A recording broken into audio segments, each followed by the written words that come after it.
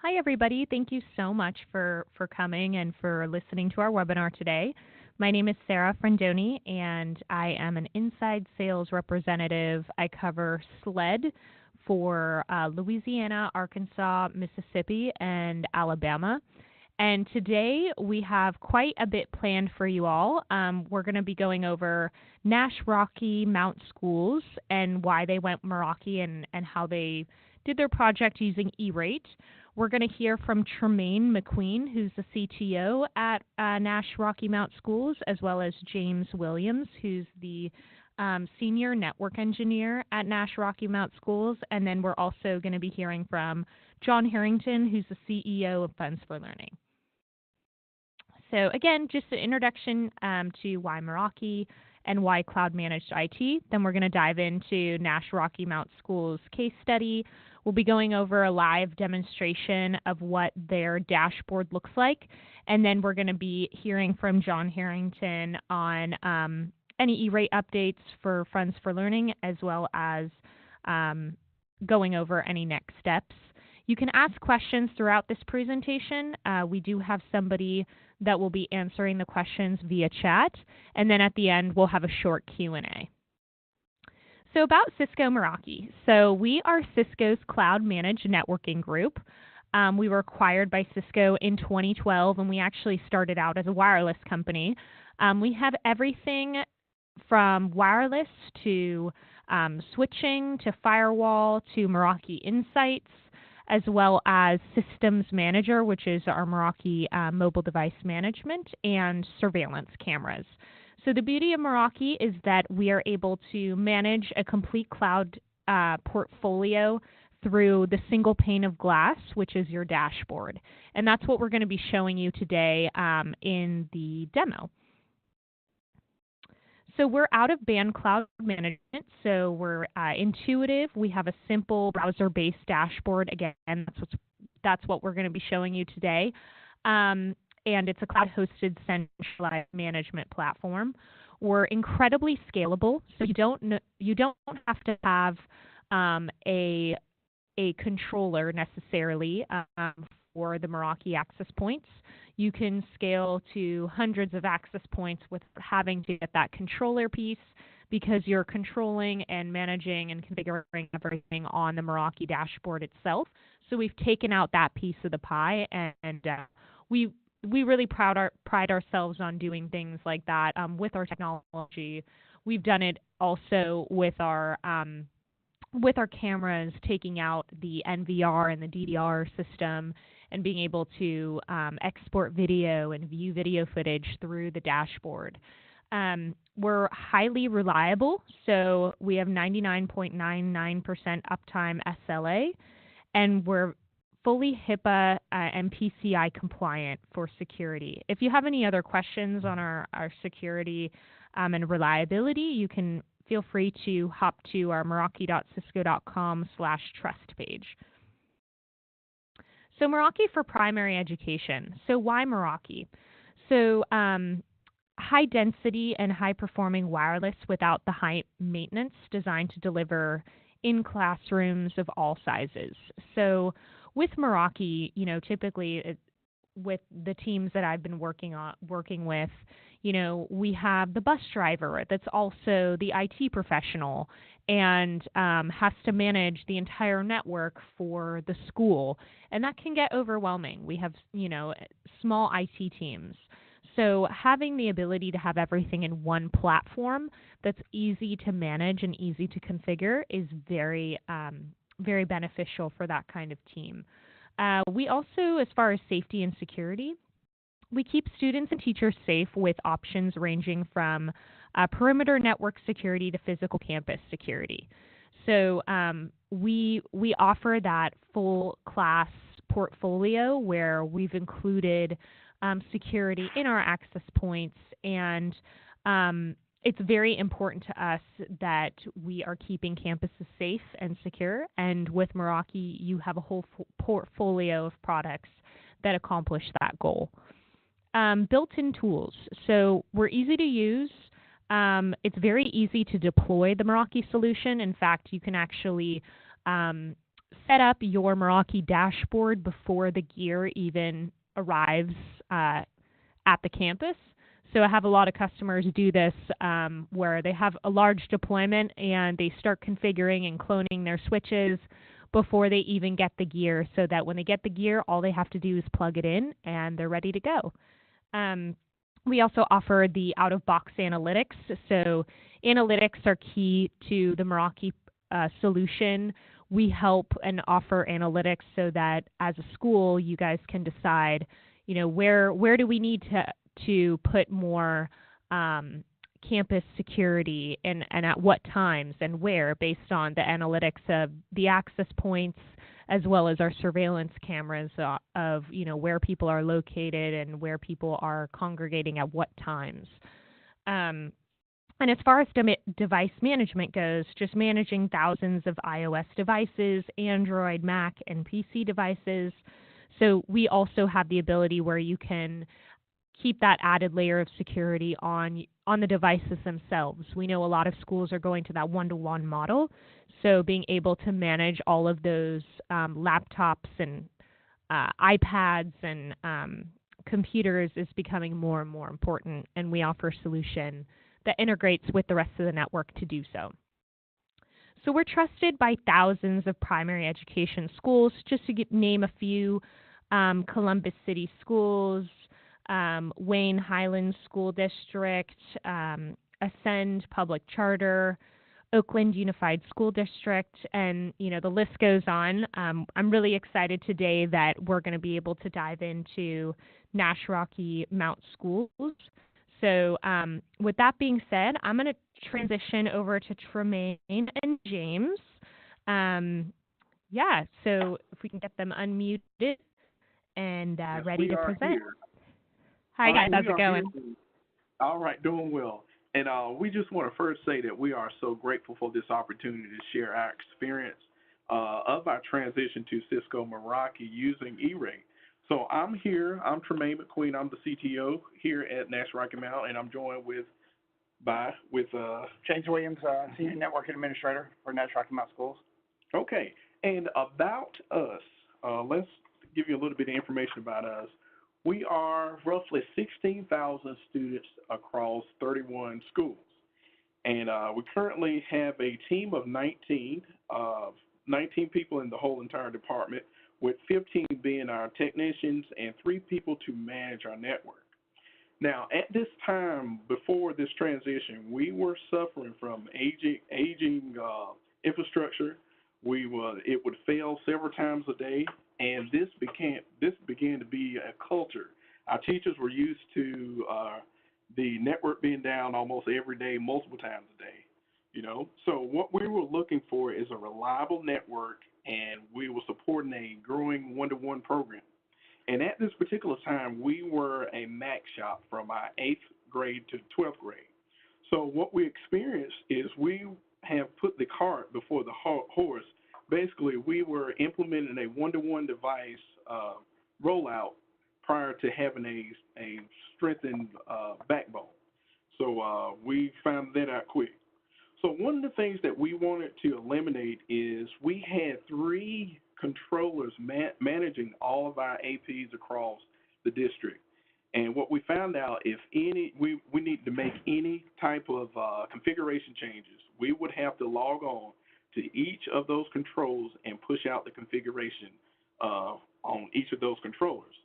Now, if we move on to why we chose Meraki, number 1 is the quick deployment. We completed our first phase in less than 3 months, and we were able to deploy over 100 devices in the first night that we even brought everything up to speed. So one thing I want to talk about, and I'll let James jump in here, is how simple it is to manage the Meraki dashboard. Hey guys, I'd like to say that being an IT tech, the less I have to know about Cisco, the better. And with this, and not putting Cisco down at all, but to be a programmer and all, and know the CLI commands, it's a little hard. And with Meraki, we were able to bring everything in, get everything pre-programmed, and installed at every school with very little ease. It was so easy. Absolutely.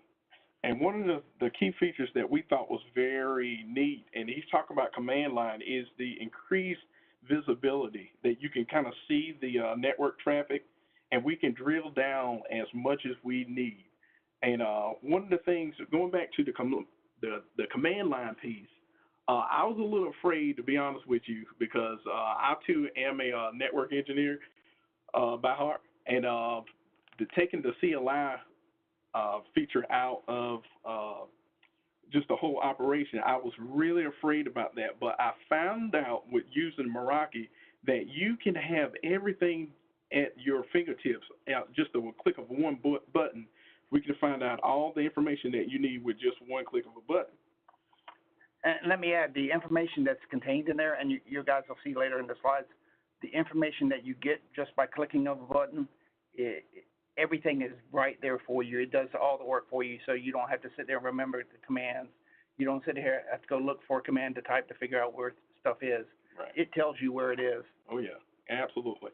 And we would not be able to complete this entire project if it was not for E-rate funding.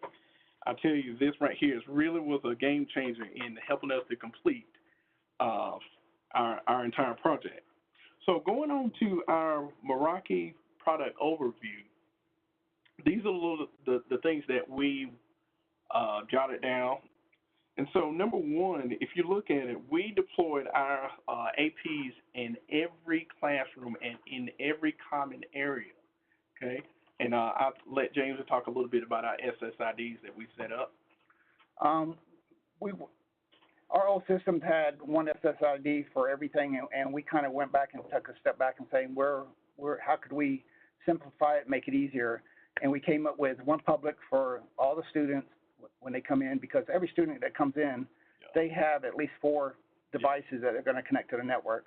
So we want to keep them separate from our actual private network. And the private is for any Nash-Rocky Mount device. That's what they go on to, and it connects to that way.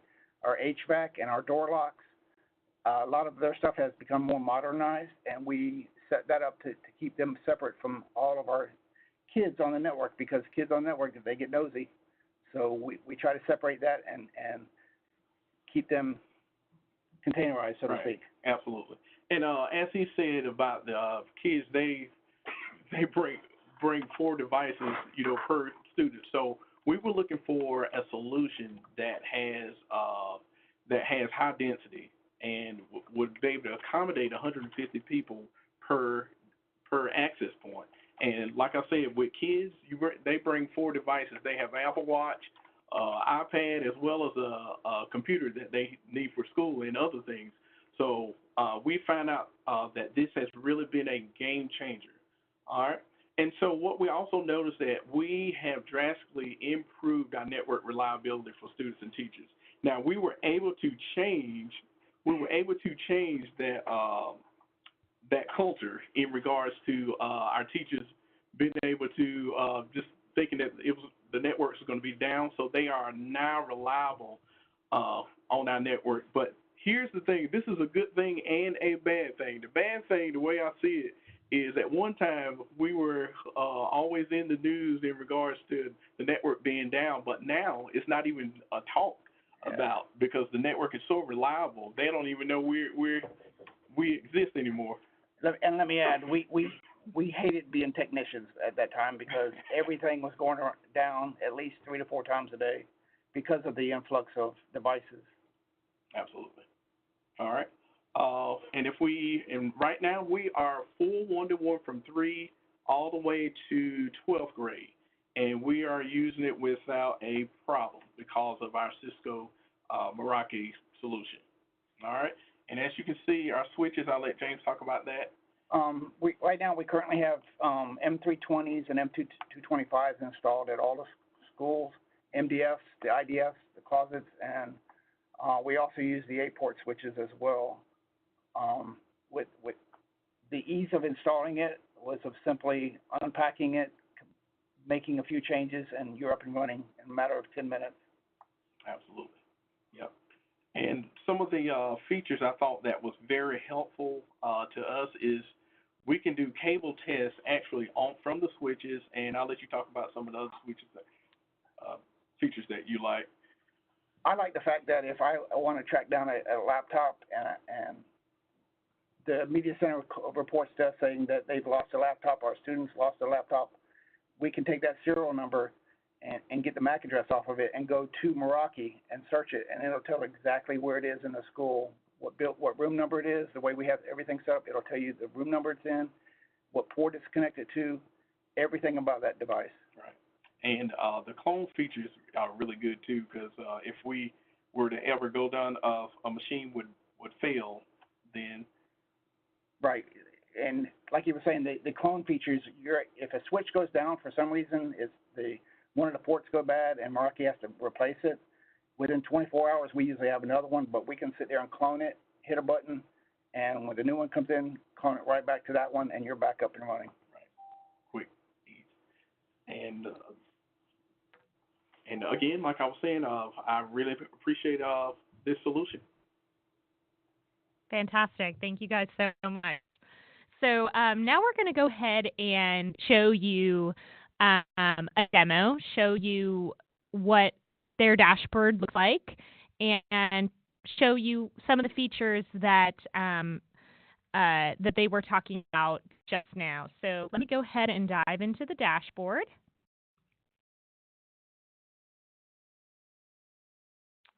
Great. So here is Rocky Mount High School's dashboard. So Tremaine and James have broken this out into a lot of different networks. We're going to be focusing on the high school for today. As you can see, they have switches and wireless. That's on the left-hand side. If you were to have the entire solution, you would have, cameras, firewall, everything in one place. Where that's located is on the left-hand side here. We're in their organization overview. And if you guys want to hop in here, I know this is one of the main features that you both really liked about Meraki was just being able to see everything and kind of from a overview and get granular into those switches and APs. What do you guys want to say or talk about as far as this view goes? How has I like this the fact that the overview has helped us tremendously, because when we have it set up on a big television in our NOC, and it lets me know if any of the switches go down, any of the APs go down, it will immediately turn red and notify us by email that that device has gone down. So that's an excellent feature we love. Fantastic. And it also shows you how many devices are connected by each network. Fantastic. And also, too, we've selected hide table, but if you want to actually see what that looks like, we have it broken out here into every single network, and we can download that. This little plus sign, you're going to see a lot of that as we continue going through the dashboard demo, and using that plus sign, that can actually help you as far as picking what's important to you and what you want to see. So so it's dynamic. You can basically, change this to what's important to you and what you want to see on a daily basis. I think also as far as network tags and tagging goes, we're going to go into that in a moment here, but Tremaine and James have done an excellent job, and James kind of touched on this in the slideshow, but just when they need to track down a laptop, they can put in the serial number and identify based on where it's connected the building and the room number. So now I'm going to go ahead and dive into the switches. So let me go into the topology of the network here. So we'll go through switches, and then we'll go through wireless, and then we'll go through the clients page. So for switches, as you can see, this is the topology of their network. So we have switches here. The access points are connected to the switches. These little lines, you can see the speed and how many clients are connected. And really, this gives you just a visual depiction of how things are mapped out and how they're mapping out to the internet. So we can download this, we can print it. Anytime they add a device, this will automatically get updated, so they never have to worry about updating this themselves. And also, too, it's a great way to see and use for troubleshooting. Right now, everything's online, but if there was something that was alerting James or Tremaine, it would pop up here as alerting in yellow, and then the yellow APs or switches, we could click on that, and all of those would be highlighted. So, so now I'm going to go into a particular switch here.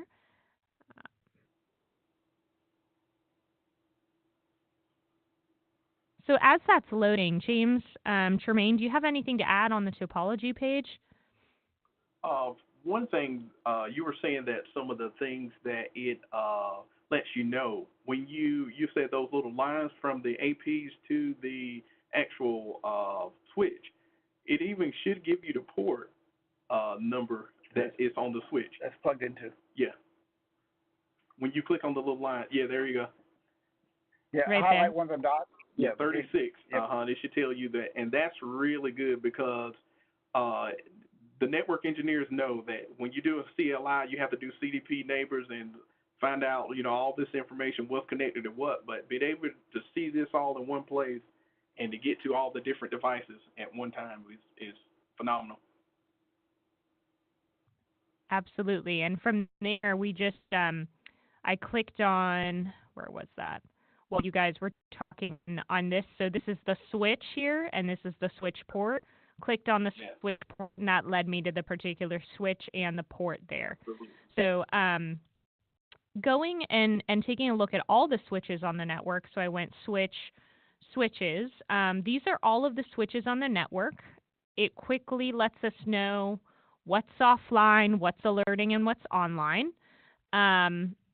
So this is another great tool for troubleshooting because you can quickly just come to this page and see what's alerting and identify those switches right off the bat. You don't have to search for that.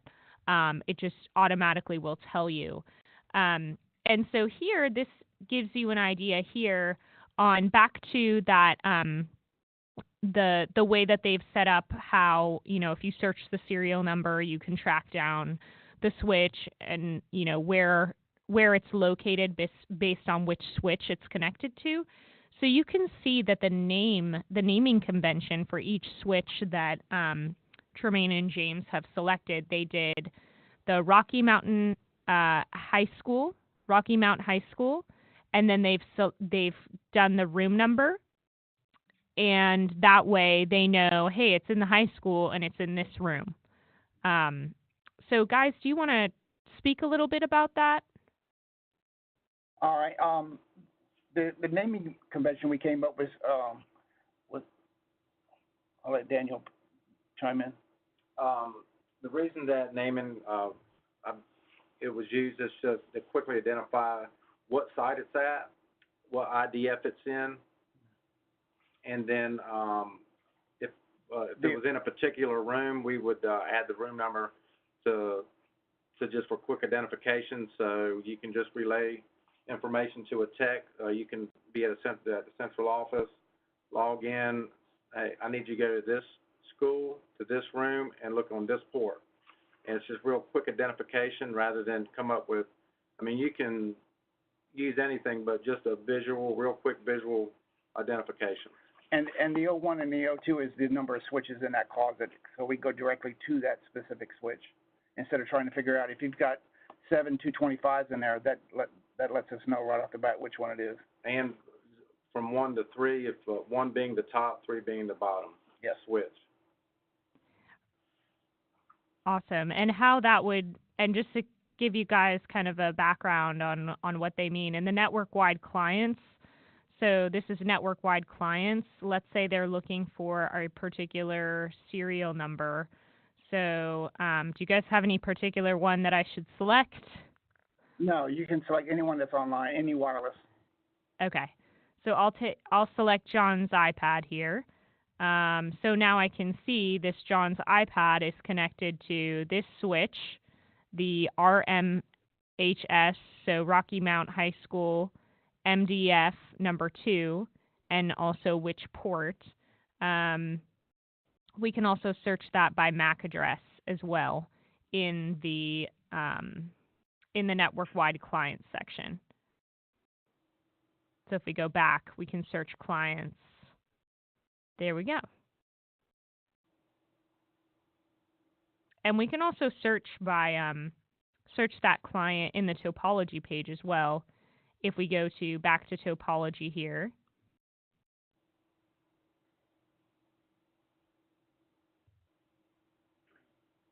and go ahead and put that particular MAC address in there, we can see now where that's connecting out to the internet. So yeah, I'm going to go dive into the switches now. So back to, let's go to this individual switch. So this particular switch, it's an MS228 port. Here's the MAC address of the switch. These are all of the ports. If we list summary, here's just a summary, kind of a summary of that particular switch, which clients were connected to that switch. As you can see here, there's a firmware update available. We can also go straight into the topology page by clicking show. As far as the event log goes, let me jump into power here. We have the power and PoE usage listed. We can dive into the event log to see what went on. We can also go into the location. We've located this switch and put this on a map, so it's easy to identify where this switch is located. We can also, as far as tools go, run troubleshooting tools like a throughput test, a cable test. We can blink the LED light of the switch itself. So anything that you guys want to say about the tools page for troubleshooting? Yes. One thing I want to, for the tools page for troubleshooting, what we do, we kind of use this to also locate our access points, because you can hit that run blink LED, and it will actually send a signal to the actual device that you're trying to locate and just keep it blinking so you'll know that you're on the correct device. But one of the things I hope that you show is how we can locate students or a particular device by the access point. I was hoping we would be able to do that, but maybe that's in later on. Okay, yeah, we can definitely show that. So, so we go to network-wide clients. Yes. Pull that choice. Select number 6. Okay. So then we go to number 6 here. That shows that it's a Chromebook, and it shows it's Rocky Mount High, room 2605. And if you notice on the right, there's the map, and it shows the location in the room. There's the access point, and that's the room location. And it also gives it, under show details, it shows us exactly where that device is gone. Yeah. If you look under that pie chart there on the far right, and hit show details, there you go.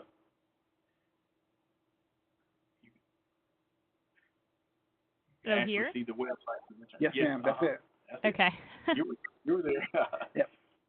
That right there has saved us a lot of legwork. Yeah. If we get a call from school saying this student's going to this site, we can actually go in here, find out exactly where they go, where they are in the room and the school, and I won't say confiscate the device, but take the device and further review it. Amazing. So going back to, I guess this would be a good time to transition over to access points. I do want to quickly show, as far as switches go, what virtual stacking is. So with the Meraki switches, you're actually able to configure different switch ports across different switch closets. And this is also where you would clone switch configurations and apply it to other switches. So let's say we were to look at all the switches that maybe have VoIP associated or voice. So these are switch ports that are associated with voice. We're going to go ahead and select all of these ports. So this is, 604 switch ports. And then we're going to select Edit, and now we can edit those switch ports. And then we just click Update, and now those ports are updated. All at one time, and it's such a big help to us too as well. Yes. Before you guys had Meraki, how long did it take for you to configure a different switch port? How long is the phone call? If that tells you anything. It was very cumbersome, time-consuming. Yeah. It was a day job. Wow.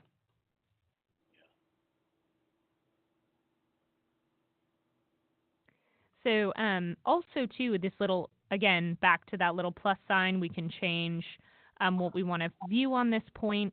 I'm going to transition over now into the wireless section. Again, if you have any questions, we're going to have a little Q&A at the end. You also feel free to type in any of your questions into the chat, and we have someone that can answer that for you. So going into the wireless access points now, I'm going to show the APs. I'm also going to go into configuration of the SSIDs, traffic shaping and firewall, and SSIDs. So going into the APs, so again, same kind of view as the switches. We can quickly identify what's offline, what's alerting, and what's online. Tremaine and James have labeled all of these access points as high school WAP. So we can actually click on all that and have it quickly pop up here. So if we were to dive into one particular AP, let's just go into this one. So this access point is in the high school in room 1130. It's an MR42. It has 4 current clients right now, and it's it's connected to this switch in this IDF closet with this particular room number 2111. So now we can go in and take a look at tools. Same kind of deal with the tools. Everything looks pretty similar and standard across if you're looking at an AP or a switch. We can also see the location of the access point. As you can see, here's the floor plan, and the AP is located right here. And then also we can take a look at this wireless troubleshooting section, where we can actually select on these little events that happened and get more details on what exactly happened during that time.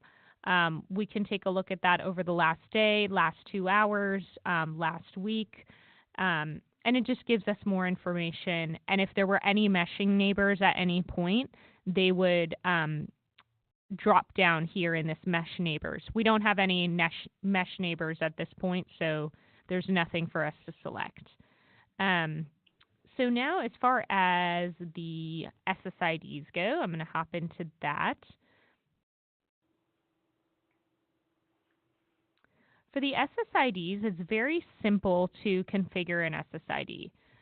If we want to show all of our SSIDs, we have about 15 of them, and it's as simple as just clicking Enable and then edit the settings. So I'm going to go ahead and disable this one. I'm going to go ahead and go into one that's already been created. So maybe this public one. So I'm going to click Edit Settings.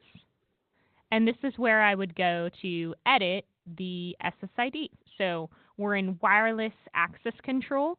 If at any point we need to switch SSIDs that we're editing, we can go to the top here and click SSID and whichever SSID we wanted to edit. So this one looks like is the public wireless for the school. It's open. There are no splash pages, but this is where you would configure, let's say, you need to do a click-through page, or you need to sign on with a Radius server or third-party credentials, or even Facebook Wi-Fi. We could do that.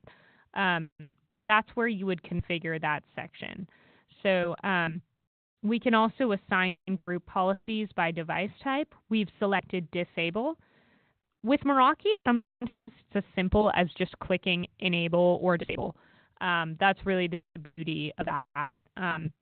We've labeled this as bridge mode, and we've configured our VLANs here. And we've also, for the band selection, selected dual band operation with band steering. Anything that you guys want to add as far as configuring SSIDs go? With the ease of this at the dashboard, I can just set this here, and it sets every AP in the school to these specifications. So I don't have to go through every AP and make a change. It encompasses the whole thing inside the network. Absolutely. And one of the great features about this, you were mentioning not having controllers, which is really good, because I told you our experience before, we were having to make configuration changes on 3 different devices in order to push the config out to all of our APs. And with this one, you have the option of putting everything in a template, which you'll probably talk about later, and changing the SSIDs for the entire district. And then you have also the option of changing it for a particular school. So the ease of doing that is great. Fantastic. One more thing I wanted to add as far as the access points go, and then we'll transition over to John Harrington, who will be talking about funds for learning. But you can actually configure some firewall and traffic shaping rules on the SSIDs themselves.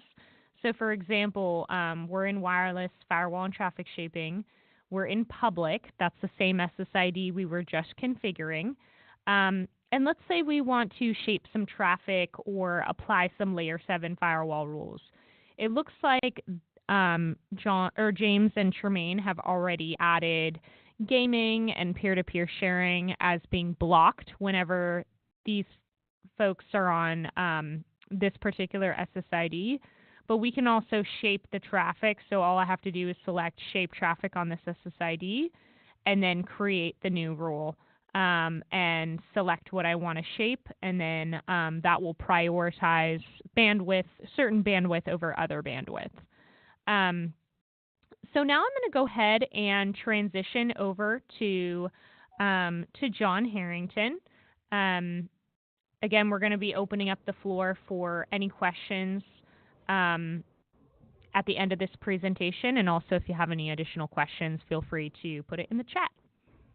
Excellent, thank you. And it's a great pleasure to be here with you today, and appreciate Meraki providing this platform to demonstrate some of these tools and to talk about how to get them with help from the E-Rate funding program. So I'm going to spend the next few minutes providing you with an overview of what Category 2 funding is.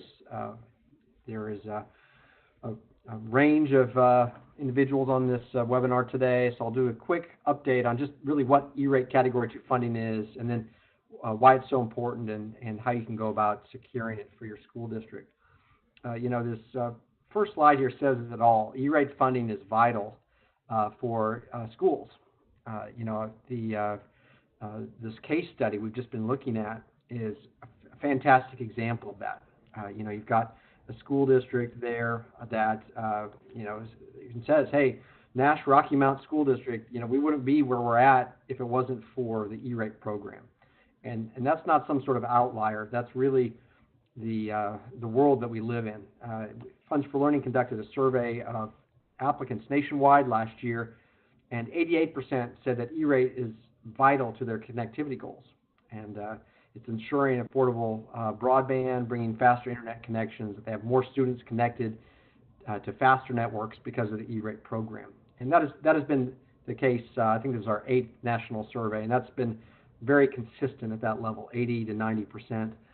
So it's not, it's a sad state, but it is where we live, that, there's oftentimes just not the funding available for these tools, yet there's so many incredible resources available to our teachers and students when we can get the funds to get the equipment and get that deployed. And so the E-Rate program is a critical piece of this whole process. Now, on the next slide, I don't think I have control, right? Sort of defines what the Category 2 discounts look like. I answer lots of questions about E-Rate discounts, what qualifies for E-Rate discounts, and the vast majority of those questions had to do with Category 2.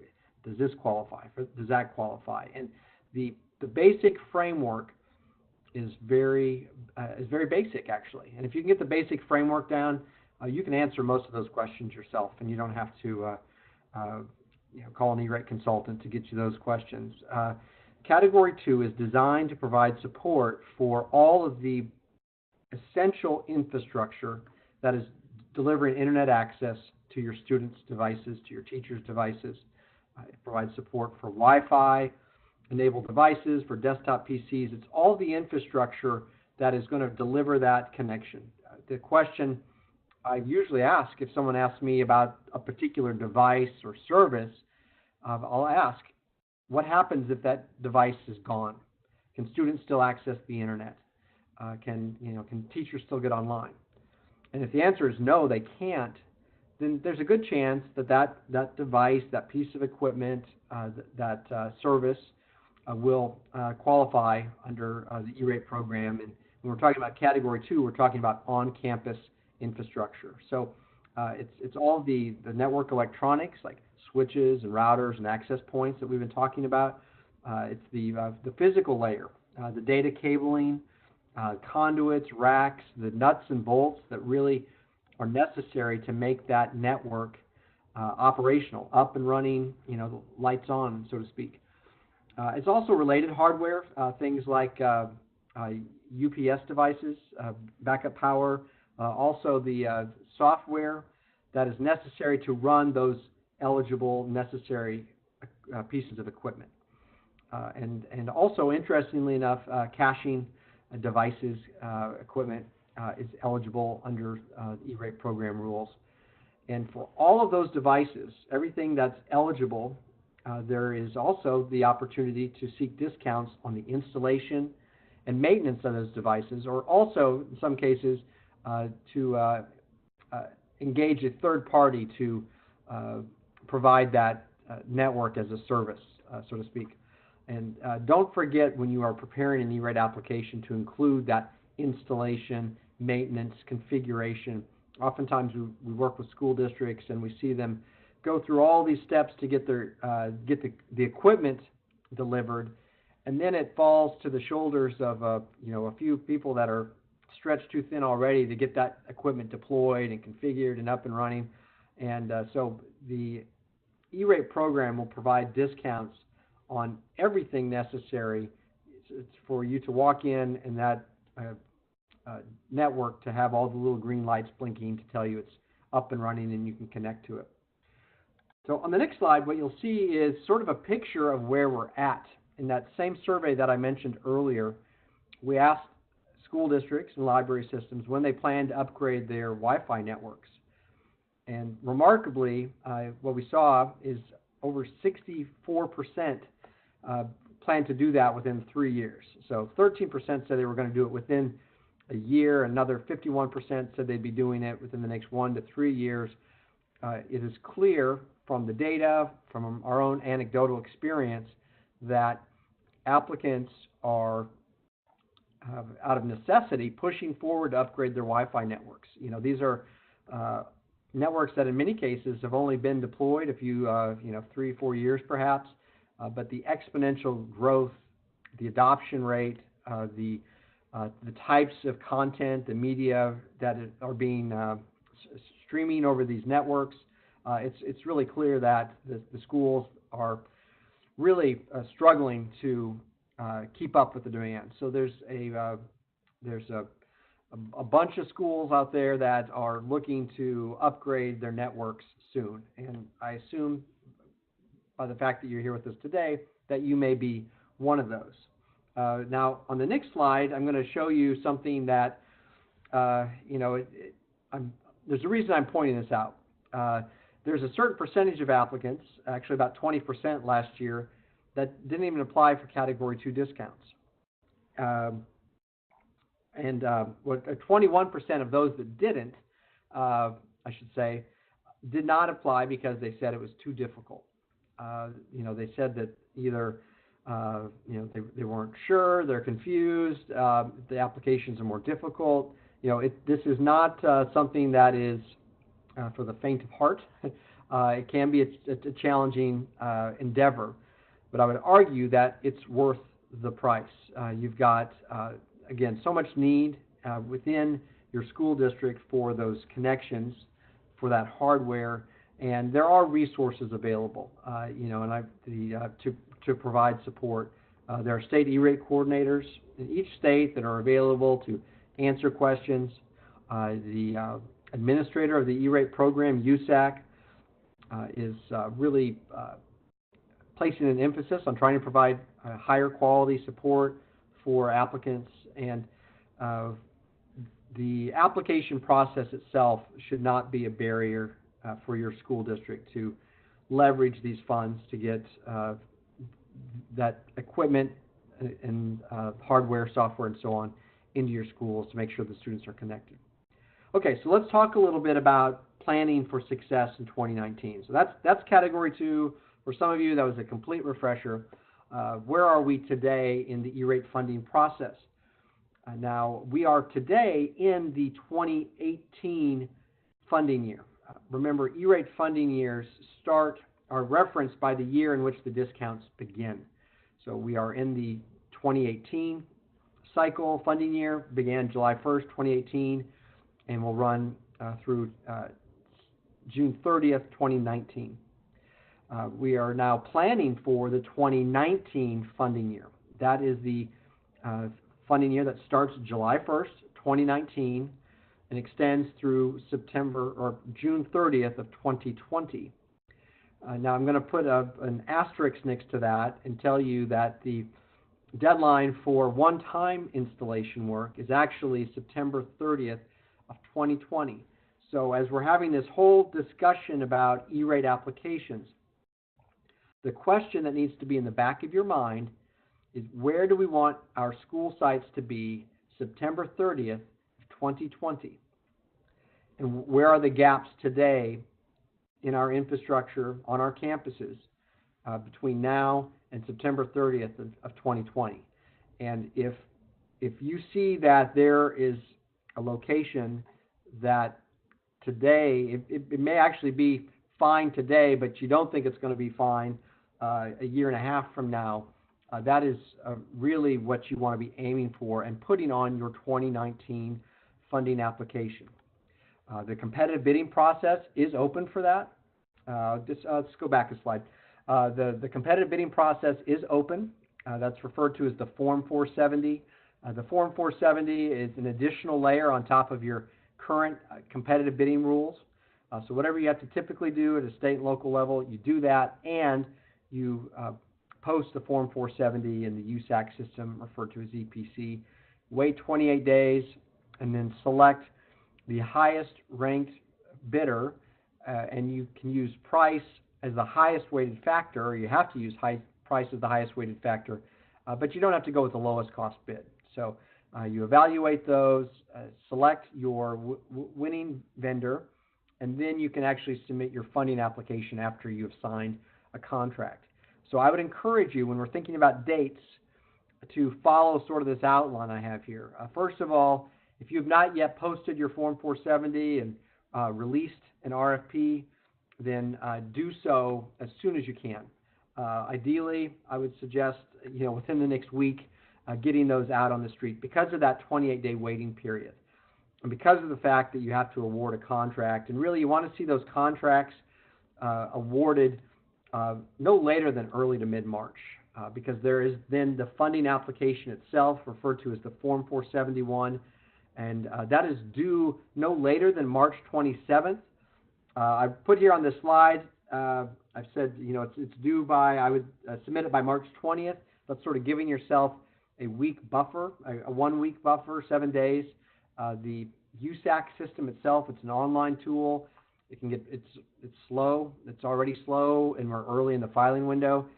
So I always encourage a healthy margin of error for just getting the application itself data entered and submitted into the USAC system. So I would really aim for March 20th or later, or no later than that. Okay, now on the next slide, I want to touch briefly on Category 2 budgets, and then I think there'll be some time for Q&A. Category 2 discounts are capped on a site-by-site basis based on a couple of factors. Number one, the enrollment at that site multiplied times a per-student factor.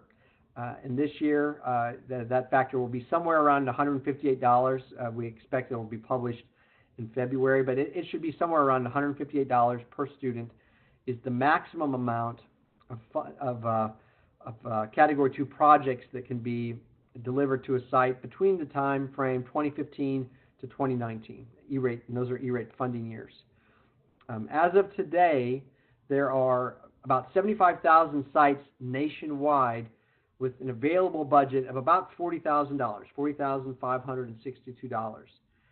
So I would encourage you to check the site balances. Make sure that you have a good handle on how much money still remains available for your individual school sites. And remember, those discounts are all at a site-by-site basis. The Nash-Rocky Mount School District did a fantastic job. I just pulled up their stats, in fact, and the 2/3 of their sites, they basically used all of the discounts that were available to them. And so, those funds are available, and making sure that you utilize those funds is really a best practice that we see. So finally, the last thing I want to tell you as you plan for 2018, or 2019, sorry, on the next slide, is that, as I've already said, you will see that there are some changes in how the E-rate program is being administered. There's a new subcontractor managing applications. Assuming that they're going to do a great job, there's still kind of a transition phase that's taking place. So if we expect there to be some hiccups, there may not be, but it's good practice just to plan for that. And also remember that EPC online portal is a bit of a challenge to use. So make sure that you build in extra time to navigate that. Also, the Category 2 budget system. This is the 5th year of this system. It was sort of implemented. The FCC that sets the regulations for the E-rate program wanted to do this as sort of an experiment almost. So when they set it up, they established that this would be in place for 5 years. We don't know what the program will look like in 2020. They could just sort of decide to extend it. They could decide to overhaul it. We could do a whole webinar just on what might happen. But that is for next year's application. And we don't know what that will entail. We'll expect to find out more about that later this year. But the big takeaway for you and for me is that because of that uncertainty in outlying years, it's very, very important that you understand what your site balance budgets are, your Category 2 budgets that are available still to your school district, and that to the extent that you have need in that time frame, remember, looking out to September 30th of 2020, now is a great time to release those RFPs, receive those bids, sign those contracts, and submit that application by March 27th. And with that, I will turn it back to our host. Thank you so much, Sean. Quickly here, I want to dive into Q&A. But again, leverage the full stack for your E-rate projects. Please go ahead and contact your Meraki account managers for trials and demos so you can test that out. And these are some other next steps that you can take. You can also join the Meraki community, check out our blog, And that being said, I do want to open up the floor for some Q&A and some questions here. The first question, can you reiterate what Meraki access point models you have in classrooms? Yes, we have MR34s and MR42s. And then the second part of the question to that was, and what models do you use in high-density common areas? Are you using any antennas? We're using the MR55s in the common areas like the cafeterias, the media centers, anywhere that the students congregate in mass. We use the MR55s, and we are not using antennas. Can you reiterate which switch models you have deployed? MS320s, MS225s, MS220s. What have you deployed for advanced security so that you are SIPA, COPPA, and FERPA compliant? SIPA, COPA, and FERPA. Yeah. We have a few things. I think, are they talking about devices or are they talking about just web filtering content?